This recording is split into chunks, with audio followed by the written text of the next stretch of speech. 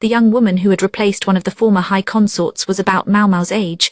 Her name was Lulan, the new pure consort. She wore her black hair tied up high on her head. Instead of a hair stick, she used a feather from a bird of the southern reaches. Her dress suggested she could be a princess from the southern lands. However, her appearance was more that of a northerner. Her lady-in-waiting looked the same way, so Maomao concluded that the style of dress must have been a personal preference.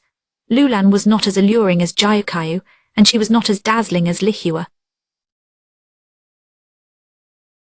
Unlike Lishu, she was old enough to share a bed with the emperor. However, at the moment, she did not seem likely to disrupt the peaceful atmosphere of the rear palace. Her costume certainly made her stand out among the 4 high consorts. It made her the most noticeable of them all. Her makeup emphasized the corners of her eyes so strongly that it was hard to see their actual shape. Maomao found it difficult to imagine what the consort looked like without her cosmetics. It did not really matter to her though. After her brief introduction, Maomao took a stack of textbooks from her supplies and began distributing them, giving one to each consort. Each consort reacted differently as she received her copy. Some widened their eyes, others chuckled with amusement, one flushed with fury and another furrowed her brow. Maomao thought this was about what she expected. Next, she produced a collection of tools. About half of those present regarded them with confusion. Most of the others seemed to know what the tools were for. A small number didn't know exactly, but they seemed to guess and blushed. "I wish to stress that what I am about to teach you are trade secrets of the Garden of Women," Maomao said. "These secrets must not be divulged to outsiders." Then she instructed her pupils to open their textbooks to page 3. A good 2 hours or so later, Maomao's lecture was finally finished. She thought perhaps she had tried to do too much at once. Even Maomao was feeling a bit tired from it all. She moved toward the door of the lecture hall and unlocked the bar. That took a long time. The handsome eunuch walked in, appearing quite relaxed. He did seem a little annoyed, and for some reason his left cheek and ear were red. Maomao was kind enough not to openly accuse him of eavesdropping. Jinshi regarded the room he had entered with mute amazement. "Is something the matter, sir? You took the words right out of my mouth," he said, looking closely at Maomao. "I'm afraid I don't know what you mean." She had only given the consorts of the rear palace instruction in the necessary knowledge, as she had been requested. Regarding the individual consorts, their responses to Maomao's lecture were as follows. Gyukai was enthused. She said, "Finally, some new tricks." Hongyang attended to her with her customary expression of fatigue. She may also have been occasionally casting glares in Maomao's direction, but the lecturer chose to ignore her. Lihua's cheeks were slightly flushed. Her finger traced down the page as she reviewed the lesson. She seemed quite satisfied. The lady in waiting with her was as red as a beet and looking firmly at the ground, trembling. Lishu was in a corner of the room with her forehead pressed to the wall, mumbling, I couldn't, it is impossible." All the blood had drained from her face. Her attendant, recently promoted to her chief lady-in-waiting, patted her back consolingly. Maomao believed she recognized the woman as Lishu's former food taster. As for Lulan, she was staring into space with a distant expression. Maomao could not guess what she might be thinking. Her attendant wasn't quite sure what to do with the textbook. She packed it in a carrying cloth with some embarrassment. Maomao thought that she didn't care what they did with it as she packed up her things and accepted a cup of cool water. She let out a breath. She was tired, but the thought of the envelope full of money she would receive lessened her fatigue. Each of the consorts was allowed to keep the instructional materials she had received. Some clutched their books lovingly, while others touched them only with evident trepidation. In any event, Maomao urged them to wrap the items in travelling cloth so they might not be seen. She also reiterated that they should not be shown to anybody. Jinshi and the others who had been excluded from the lecture watched, mystified. "What exactly did you teach them?" Jinshi inquired. Maomao didn't quite look at him, but rather somewhere just past him. "Next time you see the emperor, ask what he thought of my lesson," she said. She would leave the content of her instruction to Jinshi's imagination. Chapter 4 Raw Fish Zyromo, "May I have a moment?" Geishun asked as Maomao was about to head back to her room after finishing the day's work. Their shared master Jinchi was evidently tired from his own exertions. He had gone to take a bath directly after eating. "What seems to be the matter?" Maomao asked. At this, Gaoshan hesitated for a moment, stroking his chin to cover for himself. Finally, he let out a long breath. "There is something I would like you to look at." Jinchi's aide seemed to have even more furrows in his brow than usual today. What Gaoshan showed Maomao was something written on a bound collection of wood strips. He unrolled them on a table. Maomao looked closely at them. She observed that it was a record of an old incident. The strips recounted the case of a merchant who had contracted food poisoning about 10 years before. The victim had allegedly consumed blowfish. Maomao swallowed despite herself. "Arg, I wish I could have some blowfish." Gaoshan was looking at her, noticeably vexed. Maomao shook her head and wiped the grin off her face. "Next time we have a chance, I'll take you to eat something of the sort," Gaoshan said. He added pointedly that blowfish liver would not be served. Maomao was a bit put out by that. Real gourmands know how to enjoy that unique tingle, she thought. Nonetheless, there was nothing like the prospect of a good meal to get her invested in a project. She began studying the materials closely. "Why are we looking at this, if I may ask? Long ago, my work involved me in this case." A former colleague brought it up again, because a very similar incident occurred recently. Maomao wondered if this former colleague was someone from before Gaoshan became a eunuch. So he had indeed been a military official of some kind. "Very similar," Maomao said. "How so?" She set aside the question of her companion's history for the moment. She was frankly more interested in this case of poisoning than she was in talk of Gaoshan's past. A bureaucrat ate a dish of shredded raw blowfish and vegetables, and now he is comatose. Comatose. Maomao did not like the sound of that. Gaoshan had never been the type to mince words, and she doubted he had started just now. She took a discreet glance at Gaoshan's face. He had the same wrinkle in his brow, the same somewhat wrung-out expression as usual. But he also seemed to be studying Maomao in much the way she was studying him. "My apologies, Master Gaoshan, but might I ask for further details?" Despite her directness, Gaoshan did not flinch. He only nodded slowly, his hands still resting in his sleeves. "Yes, of course." "I am quite happy to tell you, Zairamo. I am confident you know where you stand." She wasn't sure that was a compliment. The meaning was clear enough, "keep your mouth shut." Besides, he went on, could he really leave the story off there? What a tease. He knew perfectly well that Maomao's curiosity would be fired by now. "Please, by all means, continue," Maomao said. She frowned at how amused Gaoshan seemed by his own sudden importance to her. Gaoshan pointed at the strips of wood and said, "In this case, the dish included blowfish skin and meat. It was almost raw, just given a quick scalding. The victim ate the dish and then fell into a coma." "Meat? Do you mean not the internal organs?" "That is right.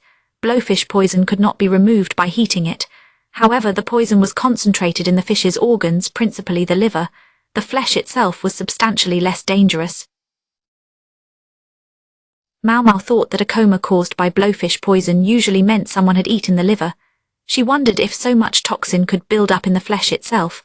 The meat could sometimes be poisonous, depending on the type of fish and where it was raised.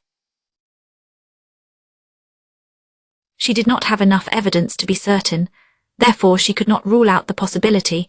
When Maomao had eaten blowfish, it had always been the less poisonous meat. Well, almost always. Every once in a while she decided to put a bit of liver in her mouth. It was a dangerous game, though. She remembered the madam forcing her to drink water until her stomach felt like it would turn inside out. "To be honest, I am not hearing anything unusual so far," Maomao said. "Well, there is one detail I have not mentioned," Gaoshan said, shaking his head slowly. He scratched the back of his neck as if he were embarrassed. "The chefs involved in preparing the dishes insist they did not use blowfish, not on this occasion and not in the incident 10 years ago." Gaoshan was frowning openly now, but Maomao simply ran her tongue along her lips. This was getting more interesting by the minute. There were several points of similarity between the two cases. Both the bureaucrat in this case and the merchant from the older one were epicures who enjoyed unusual food. They had been eating dishes of shredded raw fish and vegetables. The meat in these dishes had been gently scalded by a brief dip into boiling water.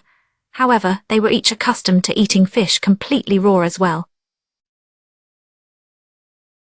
The fresh taste of raw fish can be wonderful. However, uncooked meat often hosted parasites. Most people did not much like it, and in some areas, eating raw fish was outright forbidden. Adventurous eaters like the victims in question would have been accustomed to consuming blowfish. And even though they would all deny it publicly, some people occasionally deliberately left a little bit of toxin in their fish. They did this in order to enjoy the tingling sensation it produced. People would judge them for it. Philistines, Maomao thought. She believed people should be somewhat tolerant of others' preferences, especially when it came to food. Neither of the chefs who prepared the tainted food would admit they had done anything wrong. Both were certain they hadn't used blowfish in their dishes. However, the men who ate those dishes still got food poisoning. Blowfish innards and skin were found in the kitchen waste and used as evidence, but everyone understood that the internal organs were complete, which meant no part of them had actually been eaten. Maomao thought they were taking this investigation very seriously, and she was oddly impressed. She knew that many officials were content to blame someone using limited evidence or, when needed, evidence that had been altered. Both chefs stated they had used blowfish in their cooking the day before each incident, but not on the day of the incidents. The season was quite cold, so it wasn't surprising that the trash wasn't taken out for several days. This was unlike summer, when it was disposed of more regularly. The dish had been prepared with a different fish, and the remains of that fish were also discovered in the trash. This obviously wasn't a setup by some official, Maomao mused. However, that doesn't necessarily mean the cooks are telling the truth. Unfortunately, there were no eyewitnesses to these meals. The administrator frequently ate alone, afraid of angering his wife with his unusual culinary choices. The cook brought in the dish, but the official's servant only saw him eat from a distance. The servant could not identify exactly what kind of fish had been used in the meal. Moreover, the victim died only after he had finished eating. He succumbed about half an hour after the meal was over. A servant bringing tea discovered the man twitching and barely breathing. His lips were blue. Maomao thought the symptoms certainly indicated blowfish poisoning. However, the information Geishan had given her was not quite enough. She decided to stop trying to think through the problem for a while. She would wait until she could get more details from the eunuch. She was just mumbling to herself what in the world could have happened, when an impeccably handsome face appeared beside her. Maomao felt the muscles of her face tighten reflexively. "If you will excuse me," he said, "perhaps you could not pull faces at me. It wounds me." Jinchi's hair was still wet. Suhen was trying to wipe it with a towel, exclaiming, "Oh goodness," as it dripped everywhere. Maomao forced herself to resume a normal expression. It seemed she had been vibrating with distress. "You were certainly hanging on every word Geishan said," Jinchi remarked. He didn't sound amused. "I was only as engaged as anyone when a speaker has something interesting to say." Jinchi looked scandalized. "Now just a moment. When I talk you never..." He couldn't even finish the sentence. Maomao didn't care at the moment. "It's gotten late," she said. "If you won't be needing me, sir, I'll be going back." She nodded politely to Suhen, who was still mopping at Jinchi's hair, and pattered out of the room. Jinchi appeared to be attempting to say something further, but Suhen quickly said, "Do not move." Maomao heard nothing more from him. She was somewhat exasperated with herself for acting so helplessly fascinated by the matter of a person's death. She wondered what her father would think of her as she headed back to her room. The next day, Geishan brought her a cookbook. These are copies of recipes the chef commonly prepared. The servants testified that most of the meals served to their master came from this collection. This is the recipe the chef claims to have been following. He set the notebook on the table and opened it to a page with instructions for raw fish, lightly scalded and then shredded. Maomao looked at it, stroking her chin. The recipe called for the fish to be accompanied with minced vegetables and lightly vinegared ingredients. A few handwritten notes showed changes to the vinegar, but generally everything seemed normal. The list included several different vinegar dressings, likely to account for the season and what ingredients were available. The exact fish and vegetables to be used weren't specified in detail. Maomao continued to stroke her chin. "This does not answer the crucial question of what was actually used," she said. "I'm afraid that's true." Jinchi was watching Maomao with curiosity from a short distance away. He did not appear to be enjoying himself. He had longan fruit with him. He cracked them open and ate listlessly. The dark, dry seeds emerged with each crack. Longan were like lychee but smaller. They were normally a summer fruit. When dried, the fruit was much valued in traditional medicine. "You haven't figured it out yet," Jinchi said. He settled his elbows restlessly on the table and looked across at Maomao. He wanted to be part of the discussion, it was clear. Gaoshan frowned but did not reprimand him. Somebody ought to give him a piece of their mind, Maomao thought, coolly regarding Jinchi as he leaned uncouthly on the table. At that moment, someone took the longan from Jinchi's hand. "Boys who do not act like gentlemen will go without snacks," Suhin said, laughing openly from her place just behind Jinchi. Despite her laughter, Maomao felt a charge in the air. She could not shake the sense that she could see storm clouds rising up behind Suhin. Would it be strange to describe the lady-in-waiting as having the aura of a seasoned warrior? Yes, yes, Jinchi's eyebrows drooped. He took his elbows off the table and resumed proper posture. Very good. Suhin nodded, placing the fruit back in his hand. Here Maomao had thought Suhin was simply a kind old lady. However, it seemed she could also be very particular about proper behavior, but they were straying from the main point. It was time to return to the topic at hand. "This incident happened recently, didn't it?" Maomao asked. "About a week ago," Gaoshan replied. During the cold season, this dish typically used cucumber, but at this time of year, they would have had to find something else. May I guess that it was prepared with daikon and carrots? There were only so many vegetables available in winter. Each ingredient had a season, a time when it could be best enjoyed. Gaoshan said the chef said he used seaweed. Maomao said, "Huh," she opened her mouth in surprise. "Did you say seaweed?" Gaoshan replied, "Yes, seaweed." Seaweed was a common ingredient in traditional medicine as well. It would make sense appearing in this particular dish, but a gourmand like that wouldn't want just any seaweed. He would want something different and special. Maomao felt the corners of her mouth turn up. She suspected her front teeth were showing. Jinchi and the others looked at her with their mouths open in surprise. Maomao, still grinning, turned to Gaoshan. "Perhaps I could inspect the kitchen of the house in question. Is that possible?" She wasn't sure he would agree, but it couldn't hurt to ask. Gaoshan acted quickly, and the very next day Maomao had everything she needed to enter the kitchen where the trouble had begun. She understood that getting permission had been easy. The official inquest was already finished. The estate was in the northwest of the capital. The northern part of the city was mainly occupied by high-ranking officials. The area was full of beautiful houses. When they arrived at the mansion, the victim's wife was asleep. She was, reportedly, wasting away with stress. A manservant showed them through the house. They were told the wife had already given her approval. Maomao mused as they entered the kitchen. He thought about the manservant. Gaoshan had arranged for another official to accompany Maomao. This official spent most of his time looking at her doubtfully. He clearly did not relish this assignment. However, Gaoshan had told him to do it, and evidently he would obey, so there was no problem as far as it went. Maomao was not there to make friends with him, so it did not matter to her. The man was with the military and he was young. His body did not have the bulk of a long-serving soldier, but his movements were brusque and efficient. His brow was furrowed, and his face was manly despite still showing traces of youth. Maomao thought he looked oddly familiar. She was just about to go into the kitchen when a man ran up to her, clearly upset. "What do you think you are doing?" he asked. "You cannot simply wander around this house. Get out of here. Who let this riffraff in?" He caught the manservant by the collar. Maomao was fixing him with a glare when the young man accompanying her stepped forward. "The mistress of the household gave us her blessing.